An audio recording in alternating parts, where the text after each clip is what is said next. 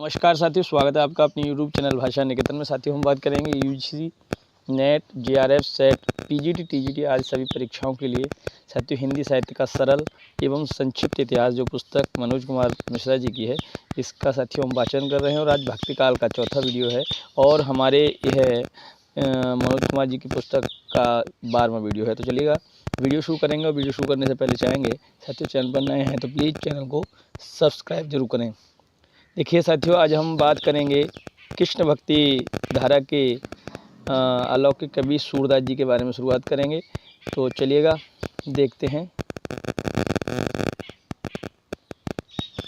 देखिए साथियों, सूरदास जी का जन्म काल 1478 ईस्वी 1535 विक्रम संवत।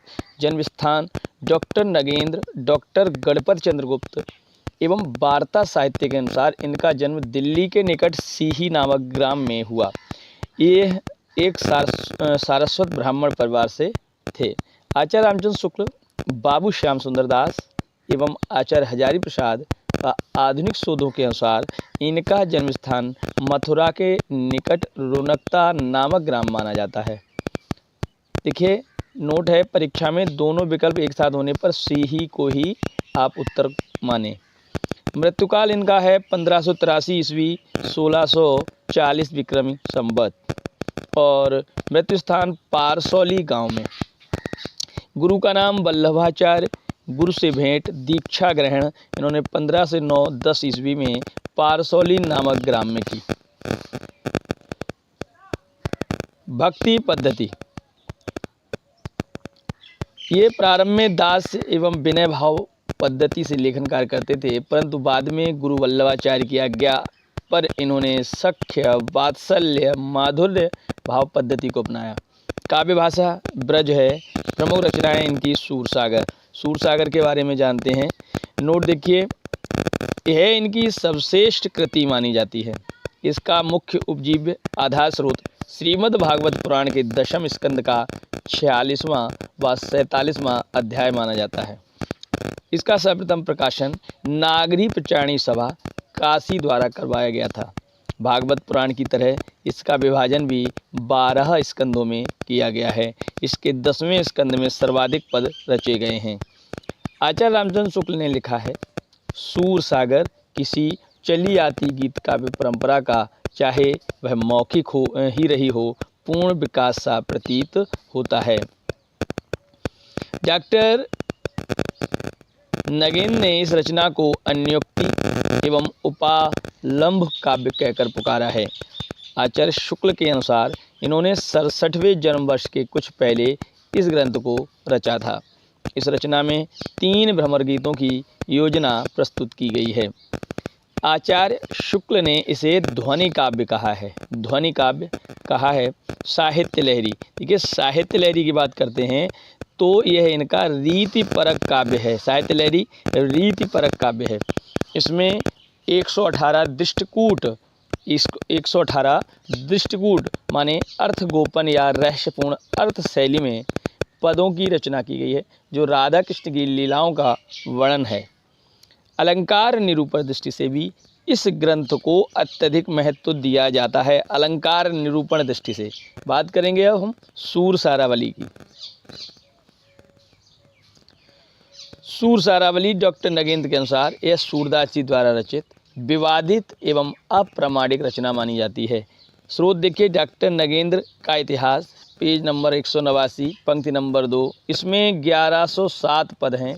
इसकी रचना संसार को होली का रूपक मानकर की गई है। विशेष तथ्य, डॉक्टर दीनदयाल गुप्त ने इनके द्वारा रचित 25 पुस्तकों का उल्लेख किया है, जिसमें निम्न 7 पुस्तकें हैं: सूरसागर, साहित्य लहरी, सूरसारावली, सूरपचीसी, सूर रामायण, सूरसाठी और राधा रसकेली। सूरदास की रचनाओं का सर्वप्रथम संपादन 1841 ईस्वी में कोलकाता में राग कल्पद्रुम नाम से हुआ था। अब देखते हैं विशेष तथ्य। देखिए विशेष तथ्य में सूरदास जी को खंजन नयन, भावाधिपति, वात्सल रस सम्राट, जीवनोत्सव का कवि, पुष्टि मार्ग का जहाज आदि नामों या विशेषणों से पुकारा जाता है। आचार्य रामचंद्र शुक्ल ने इनको वात्सल्य रस सम्राट एवं जीवनोत्सव कवि कहा है। गोस्वामी विठलनाथ जी ने इनकी मृत्यु के समय इनको पुष्ट मार्ग का जहाज कहकर पुकारा था। इनकी मृत्यु पर उन्होंने लोगों को संबोधित करते हुए कहा था, क्या कहा था कि पुष्ट मार्ग को जहाज जात है, सो जाको कछ लेनो होए सो लेव। हिंदी साहित्य जगत में भ्रमर गीत परंपरा का समावेश सूरदास द्वारा ही हुआ माना जाता है। सूरोच्छिष्टम जगत सर्वम अर्थात आचार्य शुक्ल के अनुसार इनके परवर्ती कवि सूरदास जी की जूठन का ही प्रयोग करते हैं, क्योंकि साहित्य जगत में ऐसा कोई शब्द और विषय नहीं जो इनके काव्य में प्रयुक्त नहीं हुआ हो। कुछ इतिहासकारों के अनुसार ये चंद्रवरदाई के वंशज कवि माने जाते हैं। आचार्य शुक्ल ने कहा है, सूरदास जी की भक्ति पद्धति का मेरुदंड पुष्टि मार्ग ही है। सूरदास जी ने भक्ति पद्धति के 11 रूपों का वर्णन किया है। संस्कृत साहित्य में महाकवि माघ की प्रशंसा में श्लोक पढ़ा जाता है, उपमा कालिदासस्य भारवे अर्थ गौरवम दंडिना पदलालित्यम माघे संति त्रयो गुणाः। इसी श्लोक के भाव को ग्रहण करके सूर की स्थिति में भी किसी हिंदी कवि ने कहा है, उत्तम पदे कवि गंग के कविता को बलवीर और केशव अर्थ गंभीर को और सूर 3 गुण धीर। माने सूर इन 3 गुणों को धारण करते हैं। अगला हमारा बिंदु है, हिंदी साहित्य जगत में सूरदास जी सूर के समान, तुलसीदास जी चंद्रमा के समान, केशवदास जी तारे के समान और तथा अन्य सभी कवि जुगनुओं अर्थात खद्योत के समान प्रकाश फैलाने वाले हैं। इन्होंने ऐसा दोहा दिया है, सूर सूर तुलसी शशि उड़गन के शवदास और कवि खद्योत सम जहता करत प्रकाश। सूर के भाव चित्रण में वात्सल्य भाव को श्रेष्ठ कहा गया है। आचार्य शुक्ल ने लिखा है, सूर अपनी आँखों से वात्सल्य का कोना कोना झाँक आए हैं या छान आए हैं। सूरदास जी कृष्ण भक्ति काव्यधारा के प्रतिनिधि कवि माने जाते हैं। पंडित राधा कृष्णदास के अनुसार सूरदास भाट जाति के कवि माने गए हैं। अबुल फजल के द्वारा रचित आईने अकबरी रचना के अनुसार सूरदास जी को सम्राट अकबर का दरबारी कवि माना गया है। डॉक्टर नगेंद्र के अनुसार सूरदास ने ब्रजभाषा को ग्रामीण जनपद से उठाकर उसे नगर और ग्राम के संधि स्थल पर ला बिठाया है। आचार्य शुक्ल के अनुसार सूरदास जी हिंदी साहित्य में नवीन प्रसंगों की उद्भावना प्रकट करने वाले सर्वमुख कवि माने गए हैं। सूरदास जी द्वारा रचित अंतिम पद है, खंजन नयन रूप रस माते अतिशय चारा चपल अन्यारे पल पिंजरा न समाते। अब बात करेंगे साथियों अगले कवि कुंभन दास पर। ये अच्छाप कवि हैं। जन्मकाल 1648 ईस्वी 1525 विक्रमी संवत, मृत्युकाल 1583 ईस्वी 1640 विक्रमी संवत। जन्म स्थान इनका ग्राम जमुनावती गोवर्धन क्षेत्र मथुरा। गुरु का नाम वल्लभाचार्य। गुरु दीक्षा 1492 ईस्वी में। प्रमुख रचनाएं इनकी कोई स्वतंत्र रचना प्राप्त नहीं होती। इनके रचित पदों के निम्न 2 संग्रह प्राप्त होते हैं। कांकरोली विद्या प्रभाग से पद संग्रह के नाम से संकलित है, जिसके कुल 186 पद हैं, और नाथ द्वारा पुस्तकालय में संकलित जिसमें कुल 367 पद हैं।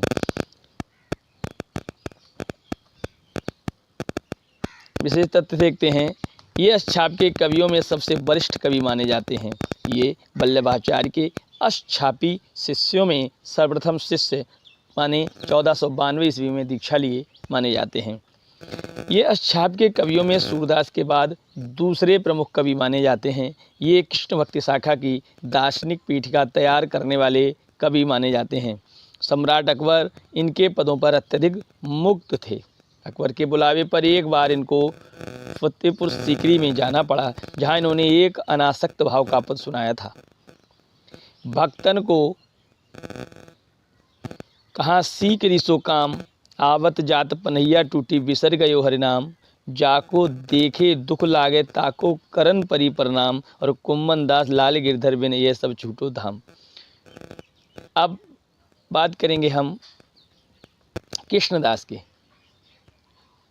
जन्मकाल 1496 ईस्वी 1553 विक्रमी संवत। जन्म स्थान का गांव चिलोतरा, अहमदाबाद, गुजरात। मृत्युकाल 1578 ईस्वी 1635 विक्रमी संवत। गुरु का नाम वल्लभाचार्य। गुरु दीक्षा 1510 ईस्वी में ली है। इनकी प्रमुख रचनाएं जुगलमान चरित्र, भ्रमर गीत, प्रेम तत्व निरूपण। विशेष तथ्यों में ये अक्षाप कवियों में से सबसे कुशाग्र बुद्धि कवि माने जाते हैं। कुशाग्र बुद्धि होने के कारण वल्लभाचार्य जी द्वारा श्रीनाथ जी मंदिर में सेवा प्रबंध का संपूर्ण दायित्व इनको सौंपा गया था। ये शाखाओं में अधिकारी के नाम से प्रसिद्ध थे। एक सेकंड साथियों, ये हम नोटिफिकेशन ऑफ कर देते हैं।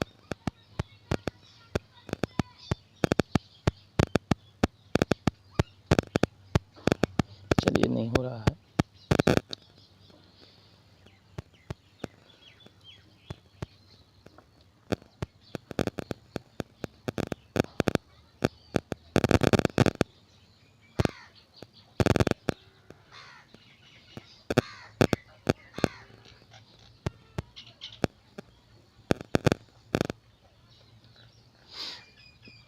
चलिए हम बात करेंगे, थोड़ा माफ़ी चाहते हैं आगे। ये अष्ट शाखाओं में अधिकारी के नाम से प्रसिद्ध थे। किंवदंतियों के अनुसार एक कुआं बनवाते समय उसी में गिर जाने से इनकी मृत्यु हो गई थी। इनकी मातृभाषा गुजराती तथा, परंतु इन्होंने अध्यवसाय पूर्वक मेहनत करके ब्रजभाषा पर पूर्णाधिकार प्राप्त कर लिया था एवं अपने पदों में शुद्ध ब्रजभाषा के पदों का प्रयोग किया। ये अष्टापी कवियों में शूद्र वर्ण के कवि भी माने जाते हैं, कुणवी जाति के। इनके द्वारा रचित एक पद यहाँ द्रष्टव्य है। तरन तनया तट आवत है प्रात समय, कंदुक खेलत देखो आनंद को कंदवा, और नूपुर पद कुनित पीताम्बर कटे बांधे, लाल उपरना सिर मोरन के चंदवा। चलिए हम बात करेंगे अगले हमारे कवि परमानंद दास जी पर। जन्मकाल 1493 ईस्वी 1500 विक्रमी संवत। जन्म स्थान कन्नौज राज्य, कान्यकुब्ज ब्राह्मण परिवार में। मृत्युकाल इनका 1572 ईस्वी 1629 विक्रमी संवत। रचनाएं इनकी कोई स्वतंत्र नामित रचना प्राप्त नहीं होती है। इनके रचित पदों को परमानंद सागर नाम से संकलित किया गया है, जिसमें कुल 835 पद हैं। देखिए, नोट इसमें है कि इसके अतिरिक्त इनके कुछ पद परमानंद के पद और वल्लभ संप्रदाय कीर्तन पद संग्रह के नाम से भी संकलित किए गए हैं। विशेष तथ्य देखते हैं कि ये सूरदास जी के बाद वात्सल रस का प्रयोग करने वाले दूसरे अष्टछापी कवि माने जाते हैं। इनके अधिकांश पद बाल लीला विषयक हैं। इन्होंने कृष्ण के माधुर्य पक्ष की लीलाओं का वर्णन अधिक किया है। इनकी भक्ति पद्धति माधुर्य भाव की मानी जाती है। अगला बिंदु देखते हैं, इनके पदों में सूरसागर की भांति भागवत की कथा का वर्णन नहीं है, अपितु उन्होंने कृष्ण के मथुरा गमन से भंवर गीत तक के प्रसंग का भी मुख्यतः वर्णन किया है। इन्होंने अक्षय तृतीया, परशुराम, दीपमालिका, रामजन्म नरसिंह, वामन आदि अवतारों से संबंधित पद भी रचे हैं। काव्य सौष्ठव की दृष्टि से ये सूरदास, नंददास के बाद तीसरे प्रमुख अष्टछापी कवि माने जाते हैं। जनश्रुतियों के अनुसार इनके एक पद को सुनकर गुरु वल्लभाचार्य जी कई दिनों तक बेहोश रहे थे। इनके द्वारा रचित एक पद यहाँ द्रष्टव्य है। देखते हैं, राधेजू हारा बलि टूटी, उरज कमल दल माल मरगजी, बाम कपूल अलकलट छूटी, बर उर उरज करज बिच अंकित, बाहु जुगल बलियावली फूटी, कचुके चीर विविध रंग रंजित, गिरधर अधर माधुरी घूंटी, और आलस बलित नैन अनियारे, अरुण उनीदे रजनी खूंटी, और परमानंद प्रभु सुरति समयरस मदन नृपति की सेना लूटी। बात करते हैं वो नंददास पर। जन्मकाल 1533 ईस्वी 1590 विक्रमी संवत। मृत्युकाल 1583 ईस्वी 1640 विक्रमी संवत। जन्म स्थान इनका गांव रामपुर, सोरों या सूकर क्षेत्र, उत्तर प्रदेश, सनाड्य ब्राह्मण परिवार में। प्रमुख रचनाएं अनेकार्थी मंजरी, मान मंजरी। ये दोनों रचनाएं पर्याय कोश ग्रंथ हैं। मान मंजरी ग्रंथ नंददास के भाषा विषयक प्रौढ़ ज्ञान और पांडित्य का द्योतक माना जाता है। ब्रह मंजरी यह 12 मासा शैली में रचित इनका भावात्मक काव्य माना जाता है। रूप मंजरी यह इनका लघु आख्यानक काव्य माना जाता है। इनकी एक प्रश्री का नाम रूप मंजरी माना जाता है। रस मंजरी भ्रमर गीत यह नंददास के परिपक्व दर्शन ज्ञान, विवेक बुद्धि, तार्किक शैली और कृष्ण भक्ति का परिचायक काव्य है। इसके पूर्वार्ध भाग में गोपी उद्धव संवाद तथा उत्तरार्ध भाग में कृष्ण प्रेम में गोपियों की बृहदशा का वर्णन है। इसके लेखन का मुख्य उद्देश्य निर्गुण निराकार ब्रह्म की उपासना का खंडन करके सगुण साकार कृष्ण की भक्ति की स्थापना करना है। अगला है रास पंचाध्यायी। रास पंचाध्यायी यह इनकी सर्वश्रेष्ठ रचना मानी जाती है। इसमें व्युक्त आत्मा गोपी रास लीला के माध्यम से रस रूप परमात्मा कृष्ण से मिलने के लिए प्रयत्नशील हैं। यह रोला छंद में लिखित रचना है। रास पंचाध्यायी रोला छंद में लिखित रचना है। इस रचना में उपयुक्त शब्द चयन एवं उनके सुष्ठ प्रयोग के कारण इनकी जड़िया कवि की उपाधि प्रदान की गई थी। तो जड़िया कवि नंददास हैं। आचार्य शुक्ल ने लिखा है और कवि गड़िया नंददास जड़िया। इस रचना का कथानक श्रीमद् भागवत पुराण के 10वें स्कंद के अध्याय संख्या 29 से 30 तक तथा हरिवंश पुराण से ग्रहण किया गया है। सिद्धांत पंचाध्यायी यह कृष्ण की रासलीला से संबंधित रचना है। इसमें कृष्ण, वृंदावन, वेणु, गोपीरास आदि शब्दों का आध्यात्मिक व्याख्या प्रस्तुत की गई है। सुदामा चरित इसका कथानक श्रीमद् भागवत से ग्रहित किया गया है। काव्य दृष्टि से यह साधारण रचना है। नंददास पदावली इसमें नंददास द्वारा रचित पदों को 12 प्रकरणों में संकलित किया गया है।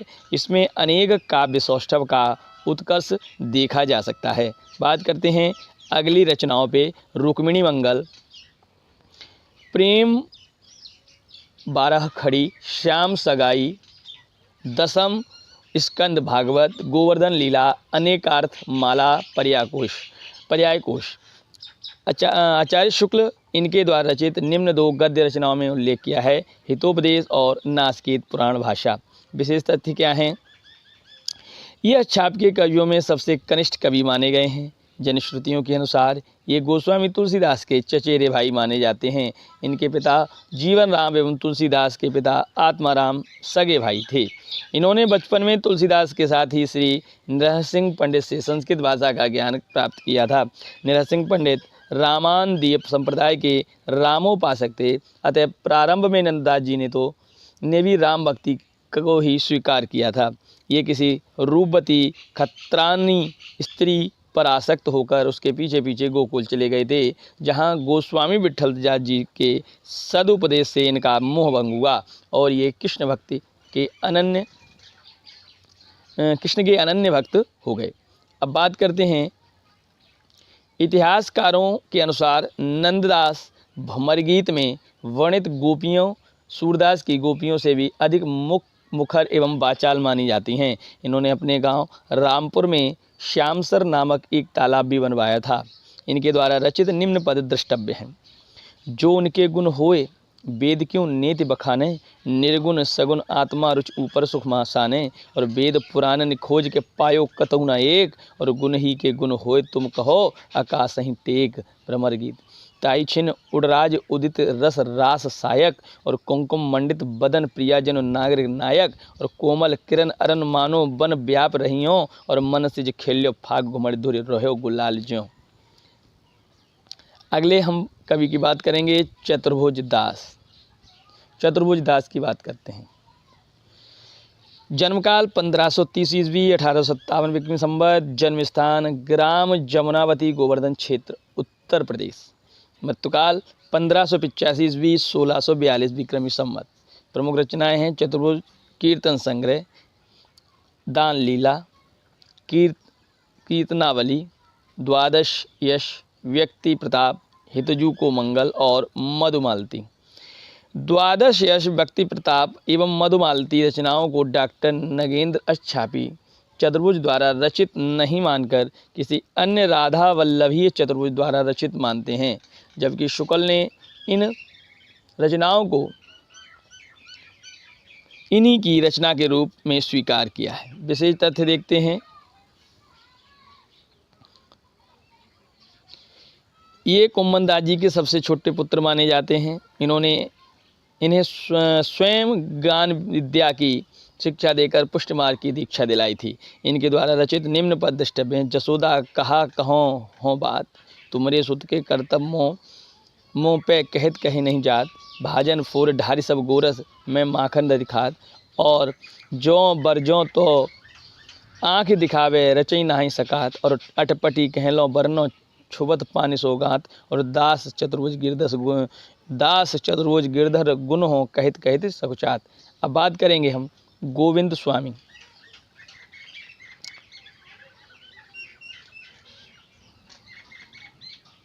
गोविंद स्वामी जन्मकाल 1505 ईस्वी 1562 विक्रम संवत। जन्म स्थान इनका ग्राम आंतरी, जिला भरतपुर, राजस्थान। मृत्यु 1585 ईस्वी 1642 विक्रमी संवत। प्रमुख रचनाएं इनकी कोई स्वतंत्र रचना प्राप्त नहीं होती। इनके द्वारा रचित पदों का एक संकलन गोविंद स्वामी पद नाम से प्राप्त होता है, जिसमें कुल 252 पद संकलित हैं। विशेष तथ्य क्या है, ये अछाप के कवियों में सूरदास के बाद दूसरे बड़े संगीतज्ञ माने जाते हैं। इन्होंने 1535 ईस्वी में गोस्वामी विट्ठलनाथ से विधिवत पुष्टिमार्ग की दीक्षा ग्रहण की। ये संसार से बैरागी होकर अपने जन्म स्थान आंतरी को छोड़कर ब्रजमंडल के महावन क्षेत्र में आवासे थे। गुरु दीक्षा के बाद ये महावन को छोड़कर गोवर्धन चले गए। जहाँ ये रहने लगे वहाँ इन्होंने कुछ कदम्ब के वृक्ष लगाए थे, जिसके कारण यह स्थान आज भी गोविंद स्वामी कदम्ब खंडी नाम से जाना जाता है। अकबरी दरबार के प्रसिद्ध गायक तानसेन ने भी इनसे पद गायन की शिक्षा ग्रहण की थी। हम बात करते हैं इनके एक पद की। प्रात समय उठ जसुमत जननी, गिरधर सुत को उबटने नभावत, और कर सिंगार बसन भूषण सज फूलन रच रच पाग बनावत, और छुटे बंद बाकेयति शोभित विच विच चोब अरगजा लावत, और सूथन लाल फूंदना शोभित, और आज की छवि कहू कही कहत न आवत। विविध कुसुम की माला और उर धर श्रीकर मुरली बेंत गहावत, और लय दर्पण देखे श्रीमुख गोविंद प्रभु चरणन सिर नावत। अगला है, ये राजस्थान से संबंधित एकमात्र अछापी कवि हैं। छीत स्वामी की बात करेंगे। जन्मकाल 1515 ईस्वी 1572 विक्रमी संवत। मृत्युकाल 1585 1642 विक्रमी संवत। जन्म स्थान मथुरा, उत्तर प्रदेश। चतुर्वेदी ब्राह्मण परिवार में गुरु विट्ठल नाथ से दीक्षा उपरांत ये पूंछरी नामक स्थान पर रहने लगे थे। प्रमुख रचनाएं इनकी कोई स्वतंत्र रचना प्राप्त नहीं होती। इनके द्वारा रचित पदों का एक संकलन पदावली नाम से प्राप्त होता है। इसमें कुल 200 पद शामिल किए गए हैं। विशेष तथ्य देखते हैं। विशेषतः ये राजा बीरबल के पुरोहित माने जाते हैं। अपनी यौवनावस्था में ये उद्दंड प्रकृति के कारण लड़ाई झगड़े के लिए बदनाम थे, और मथुरा में उद्दंडी बदमाश छीतू चौबे के नाम से प्रसिद्ध थे। इन्होंने एक बार गोस्वामी विट्ठलनाथ जी को एक खोटा रुपया व एक थोथा नारियल भेंट में देने की योजना बनाई, परंतु विट्ठलनाथ जी ने अपनी दिव्य शक्ति से उनको शुद्ध व परिपूर्ण बना दिया था। विट्ठलनाथ जी के इस चमत्कृत व्यक्तित्व से प्रभावित होकर इन्होंने पुष्ट मार्ग में दीक्षा ग्रहण की थी। इनके पदों में श्रृंगार के अतिरिक्त ब्रजभूमि के प्रति प्रेम व्यंजना भी अच्छी पाई जाती है। इनके रचित कुछ पद इस प्रकार हैं।